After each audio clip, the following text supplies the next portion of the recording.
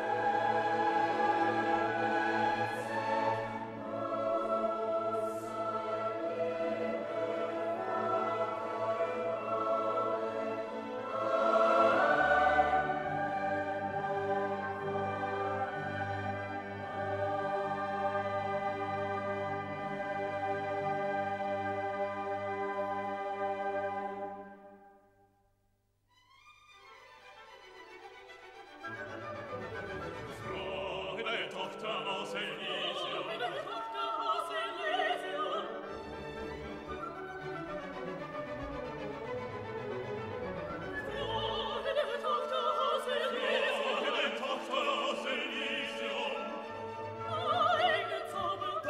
Zauber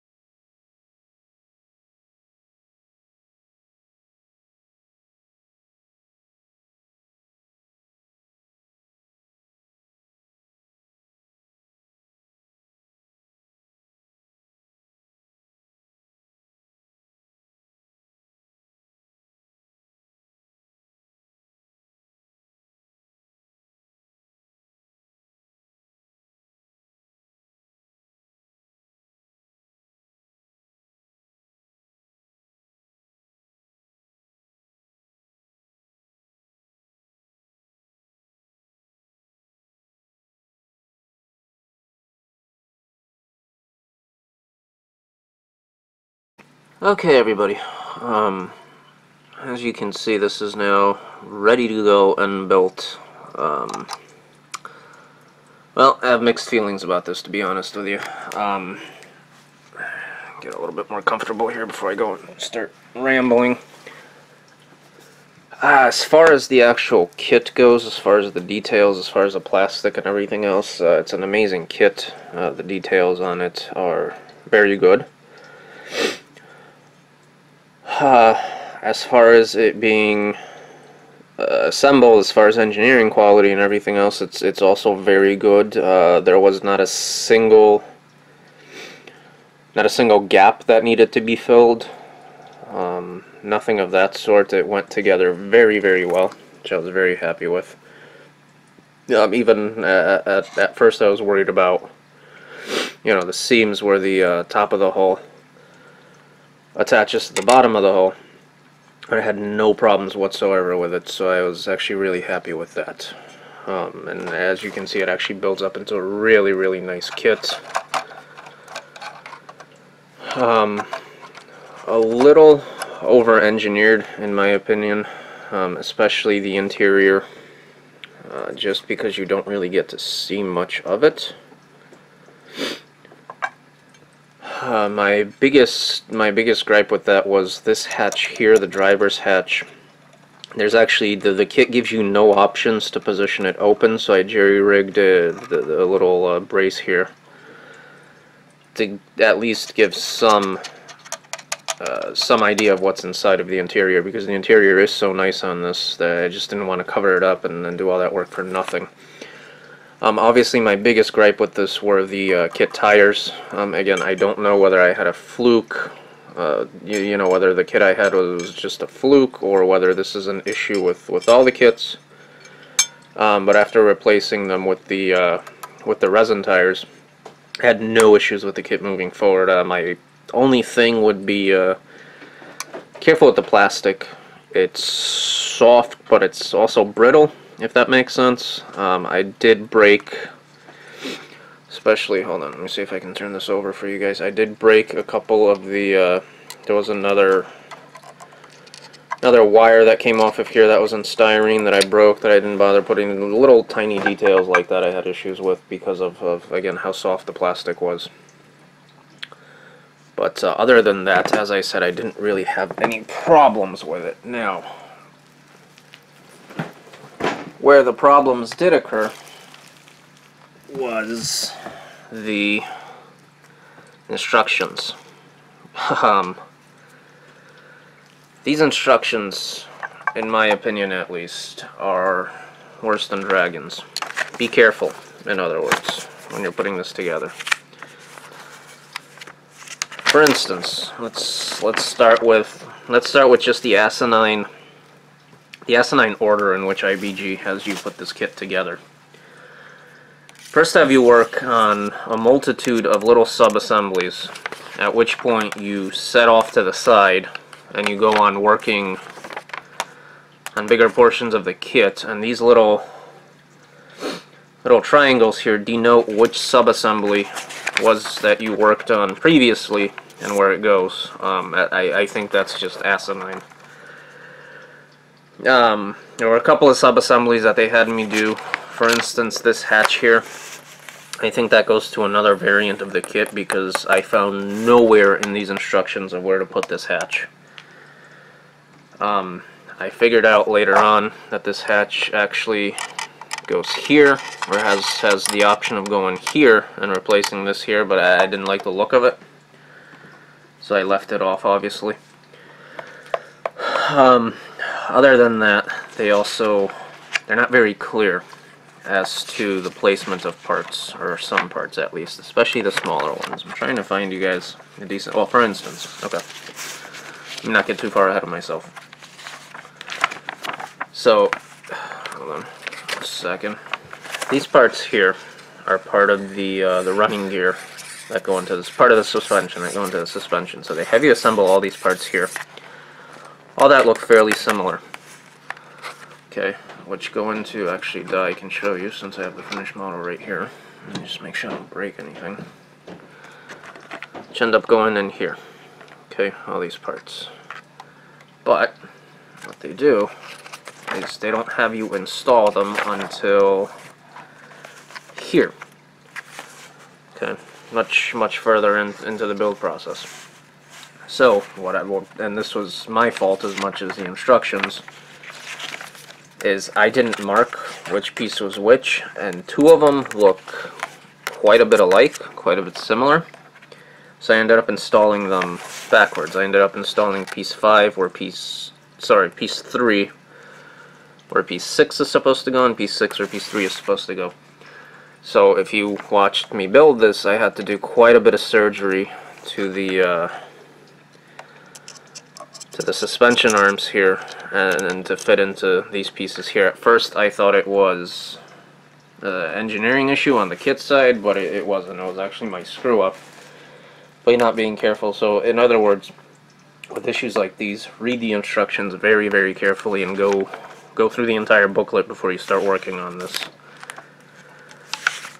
Another issue is they leave out a lot of parts. For instance, this is one of the P parts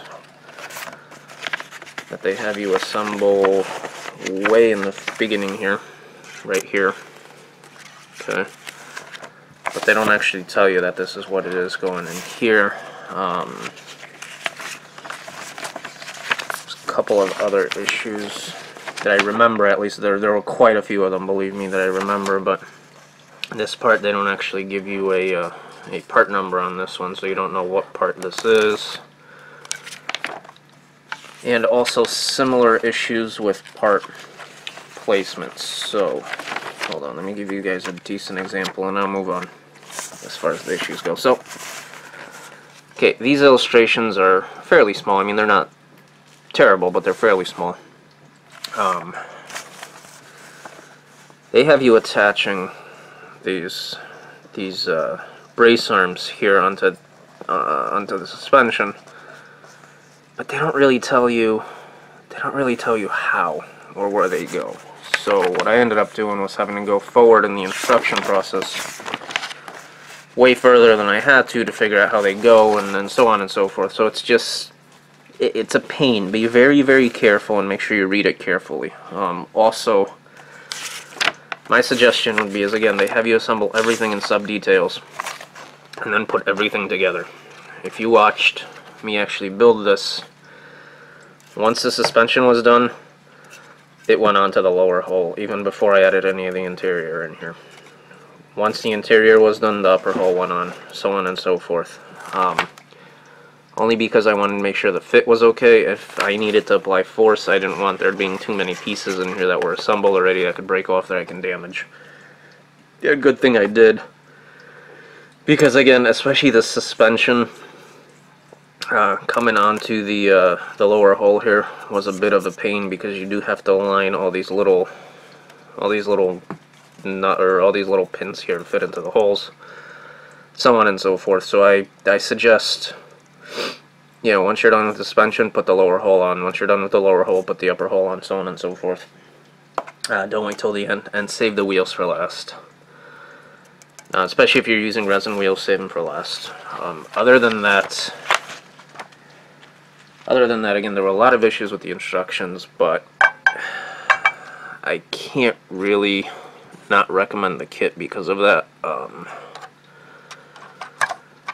Only because, again, as you can see, the detail on this is phenomenal. It's a very, very nice kit. It goes together very, minus the instruction issues. Detail-wise and assembly-wise, it actually goes together very well, very cleanly, very easily. Is it a little bit over-engineered? Yes, in my opinion, but I think that comes with the territory that this is an APC, not a tank. Again, all the suspension work down here, it's gorgeous, but obviously I'm not going to see any of it when the kit's sitting down, especially if I put it down on base and diorama base or something. The interior, again, gorgeous in here, and I did my best to make sure you can see as much of it as possible. But again, you won't see as much of it as, yeah, and there's very little they could have done with this, obviously, but again, my only gripe is not giving you an option to really leave this hatch open kit-wise, and not giving you an option to open up the engine hatch. As you saw in my build, I left the engine out completely. There was no point. It would have disappeared. But again, other than that, I can't really not recommend this kit, because it was a, I'm